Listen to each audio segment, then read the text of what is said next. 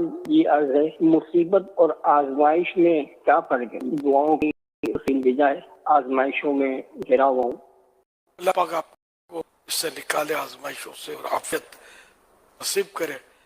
مولا علی شیر خدا رضی اللہ عنہ کو سرکار صلی اللہ علیہ وسلم نے ایک موقع پر ارشاد فرمایا تھا کہ وہ مجھے پاک جو یاد ہے اپنے یاد سے عرض کر رہا ہوں کہ بسم اللہ الرحمن الرحیم ولا حول ولا قوت الا باللہ العلی العظیم، یہ پڑھو تو اللہ پاک جو مصیبتیں ان میں سے جن کو چاہے گا ان سے تمہیں نجات دے گا۔ اور ارشاد فرمایا تھا کہ میں تمہیں نہ بتاؤں کوئی تو بلا، ساری اچھی باتیں تو میں نے آپ سے ہی سیکھی ہیں۔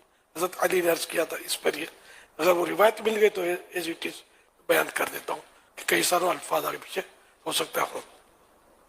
یہ بسم اللہ الرحمن الرحیم لا حول ولا قوت الا باللہ العلی العظیم، اور اس میں واو ہے یعنی پھر ہم یہ دیکھ کر بتائیں گے۔